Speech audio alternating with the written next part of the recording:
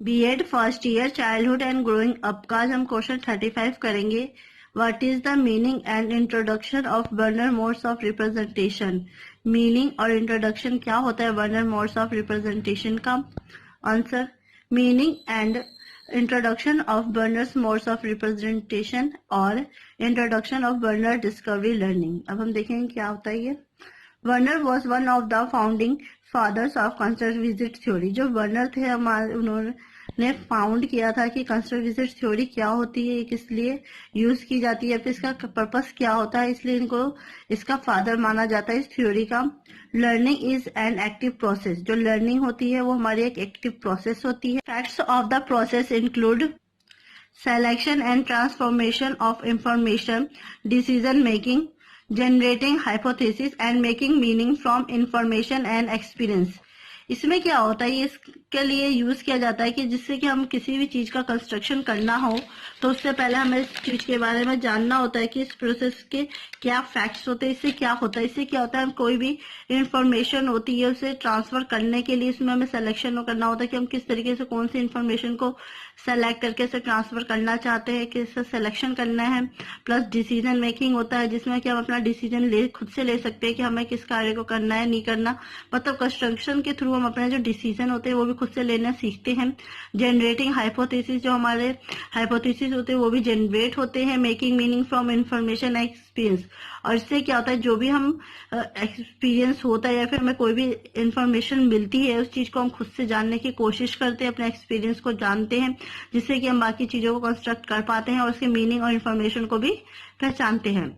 Werner's theory emphasis the significance of categorization in learning. जो Werner's की theory थी वो एम्फेसिस करती थी, सिग्निफिकेंस करती थी, और से हम लोगों ने क्या कैटेगरी में डिवाइड भी किया है कि किस तरीके से ये लर्निंग में हमारे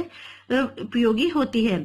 to prescribe is to categorize, to conceptualize is to categorize, to learn is to form, categorize to make decision is to categorize। इसका क्या हुआ है, जो वर्नर्स थ्योरी है उसे हमने क्या कैटेगराइज में कैटेगरी में डिवाइड किया, जिससे कि हम उसे प्रिसीव कर सकते हैं। कैटेगरीज में डाल के जो भी हमारा कॉन्सेप्ट है उसे समझ नहीं आ रहा उसे भी एक अलग कैटेगरी में रख के, या फिर जो भी इंफॉर्मेशन हमें लर्न करनी है, फिर किसी चीज को हम जान नहीं पा रहे उसके लिए हमने अलग से कैटेगरी बना के उसके जानने की कोशिश की है, और अपना जो डिसीजन भी लेते हैं उसे भी अलग कैटेगरी में डालिए, जिससे कि हमें पता चले कि हमें किस चीज का कितना हमने कंस्ट्रक्शन बना लिया, उसे कितना समझ पाए हैं अपने पुराना एक्सपीरियंस को लेके नए एक्सपीरियंस तक।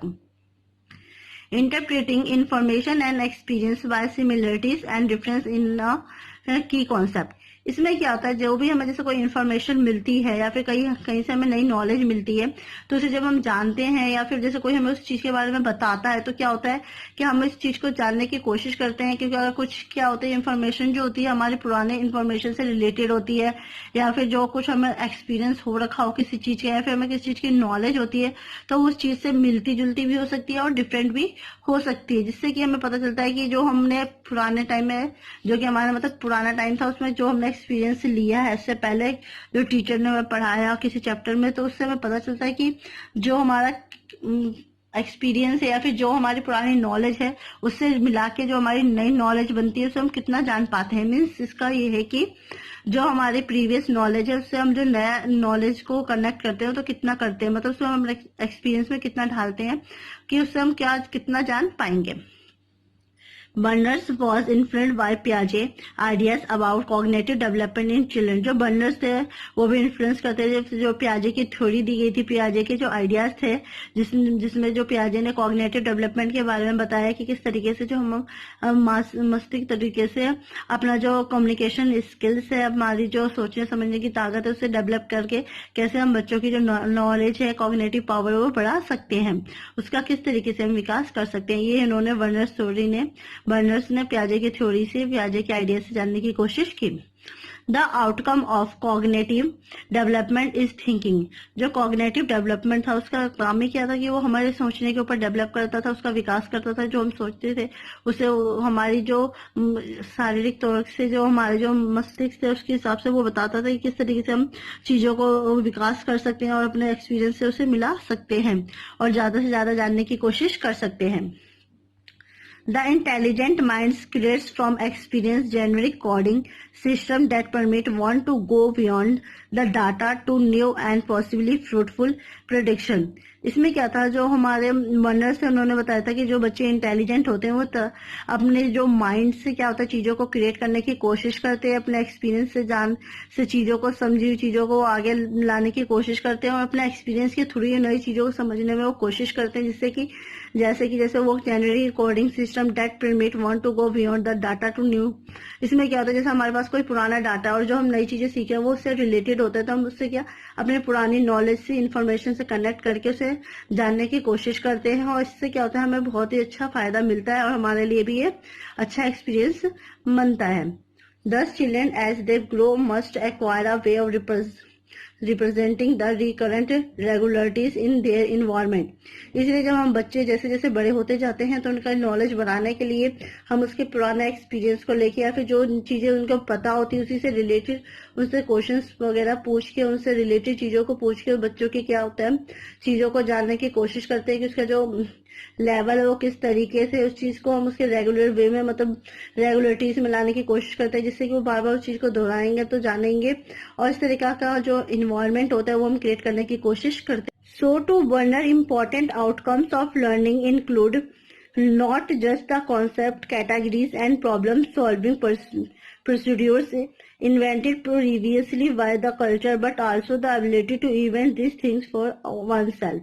इसमें क्या कहा गया, जो बर्नर की जो थ्योरी थी इसलिए ज्यादा इम्पोर्टेंट नहीं थी कि हम उसमें लर्निंग करते थे, बल्कि इससे क्या था कि जो बर्नर से वो जरूरी नहीं है कि वो सिर्फ हमारा कॉन्सेप्ट कैटेगरीज या प्रॉब्लम सॉल्विंग ये सारी चीजों को प्रॉब्लम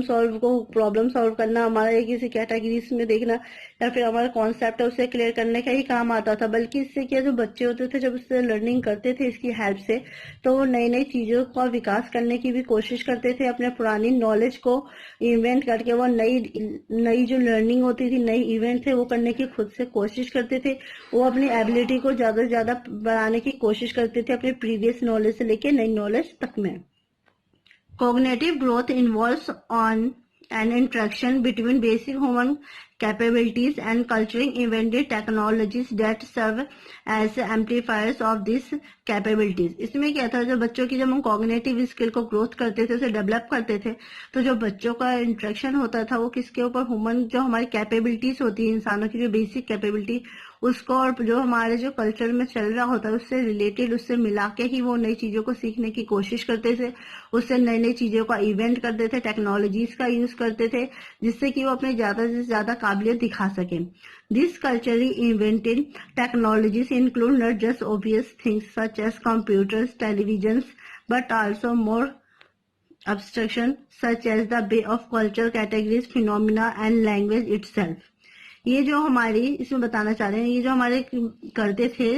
वंडर्स थ्योरी में जो कि बच्चे नॉलेज से गेन करते थे, तो ये जरूरी नहीं कि वो इस टेक्नोलॉजी का जो कल्चर इन्वेंटेड टेक्नोलॉजी है इसका यूज सिर्फ वो कंप्यूटर्स या टेलीविजन में ही देखने में यूज करे या फिर उन्हीं को जानने में ही यूज करे, बल्कि वो इससे क्या ज्यादा से ज्यादा चीजों को सीखने की कोशिश करते थे, जिससे कि जो कल्चर की कैटेगरीज थी उसे भी जानने की कोशिश करते थे, लैंग्वेजेस को खुद से जानने की कोशिश करते थे और उसे अपने आप को उस चीज में ढालने की कोशिश करते थे और नई नई चीजें सीखते थे। Wonders would likely agree with Wagostack that language serves to mediate between environmental stimuli and the individual response. इसलिए जो बर्नर्स थे वो भी इस चीज के ऊपर एग्री थे जो कि वागोस्टैक ने बताया था, वो भी एक साइंटिस्ट थे कि किस तरीके से जो हम ह्यूमन बीइंग्स होते हैं वो लैंग्वेज को कैसे समझते हैं, उसे बोलने का उच्चारण कैसे करते हैं और इस चीज को किस तरीके से हम मेडिएट करते हैं, जिससे कि जैसे हम जिस इन्वायरमेंट में रहते हैं जो हमारे आसपास का स्थान होता है हमारी सोसाइटी होती है उसके साथ ही हम नई नई चीजों को सीखते हैं, उनके साथ ही हम रहकर उनकी तरह की लैंग्वेज को सीखते हैं, तरह तरह की लैंग्वेज को जानने की कोशिश करते हैं और जो इंडिविजुअल होता है फिर वो नई नई लैंग्वेज को जान के उसको रिस्पॉन्स करना भी सीखता है। ये थी हमारा आज का कॉन्सेप्ट जो कि मैंने क्लियर करवा दिया है। आई होप आपको आज की वीडियो पसंद आई होगी। प्लीज मेरे वीडियो को लाइक कमेंट एंड सब्सक्राइब कीजिए। Thanks for watching.